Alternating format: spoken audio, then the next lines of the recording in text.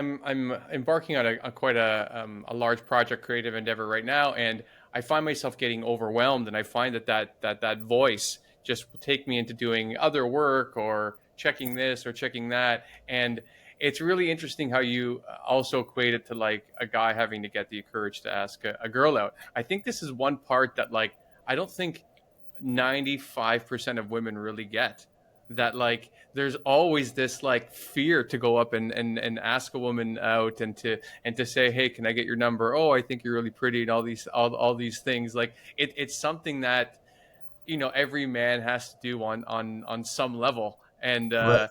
but so it's really interesting that you use that point all the time, because every time you want to go up and ask someone, there's always like the likelihood that there'll be rejection.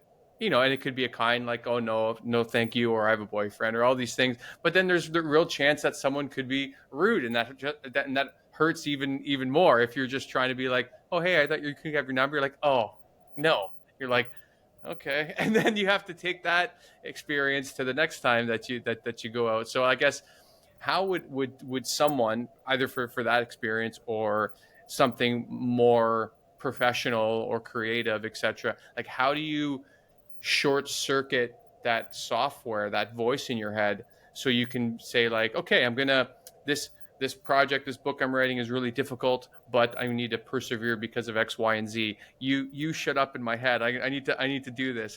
How do you coach people to to win that battle? The way I do it through discipline or discipline systems. So once I've set my sight on something, I try to figure out what are all the elements that I have to bring together, and what is there a schedule involved in this, getting from point A to point Z? How much time is it going to take? Across the room over there, I have a whiteboard that has draft two of my 10th novel, which I'm almost, I'm probably about 2 weeks away from finishing draft two. Then it goes to the editor. Amazing. I had a complete story arc on that board at one point when I was writing draft one. I broke it into how many words per page, how many pages per the book, how many total words for the entire book. I gave myself a bunch of metrics and different aiming points, right? Different destinations, and made it less of a mystery and less of a fantasy by making it look like a real work project that was achievable. And I tell you Okay. what, when you start off on day one and you've got 97,000 words to go, it's very easy to just go, what am I doing? I'll Yeah. never get Because there. how But how many pages is 97,000? it's about 338 pages. It's a big book. Yeah. Yeah. So now I didn't make up that system. I read about how other authors created a discipline system. Everybody has a different story, but what seems to be common and what I ended up copying 7 or 8 years ago when I first started writing was to get up early in the morning before anybody in the world could possibly interrupt or you know, change my schedule. Yeah. 5 o'clock in the morning, and right around 5:30, I start writing, or as I'm doing right now, I start editing something I've written, and I do that for about an hour solid. But I do that 7 days a week. Now, when I first did it and applied it to my first book, there was lots of starts and stops because not because I couldn't think of what to write. My very first book was a fiction book, but because I had other things in life to do. Like I'd get up one morning and I'd go work out instead of starting my writing. And then I Yeah. learned, okay, if I allow that to happen, I put that workout up front and center as a more important event. But what I've done is I put that in the only moment of the day that I'm going to have the freedom and the solitude to do the writing. Right. So I can work out at midnight. I can work out at 8 o'clock in the evening. I can work out at any time, but I can't write all those other times. So eventually, in that first book, I learned how to kind of buckle down and stick to a discipline system. And and that first book was 95,000 words. So when I got through that book, I was stunned that I finished it. Other people were stunned that I wrote it and finished it because it seems so daunting to. And then I went, Yeah.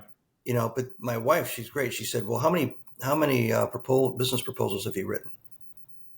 And how big are the business proposals? What's the biggest? And I said, what? Anywhere from 100 to 300 pages. Wow. Okay. That's technical writing. So you don't think, well, that's just my job.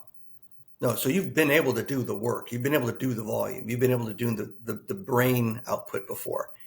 So Right. it's not a question really of the level of effort. It's just a question of redirecting what you're going to focus on and use that level of effort to It's a great produce. reframe. So after the first time, I went, okay. And like anything else, like it's a habit, you start realizing I have confidence in the habit. I did that with every single solitary book. So I basically would start the next book about the time, conceptually, about the time I was finishing the draft two rewrites. And then by the time I launched it to an editor, I was starting to put the first words on screen, so to speak, for the next book. And then time goes by and you look up and you're like, how the heck did I write, 13 books? Right. Well, I did it the same way, one day at a time, 60 minutes every day, 7 days a week. Nothing more brilliant than Was that. that it? Was it really just like an hour a day? Yeah, yeah. I probably, when I'm writing draft one, I probably write anywhere from 350 to 600 words, and that's it, which is about a page to 2 pages. Right. And part of it is if you force it, like if you have a work project or you have a school project, you have time constraints. Right. And if you're a normal human being, you might have procrastinated enough that now you put it into a crisis time constraint. Yeah. But when you've got all the time in the world, or you can just quit writing something like a book, you have that freedom, and the freedom gives you the choice, and that choice gives that other side of your brain a little bit of leverage.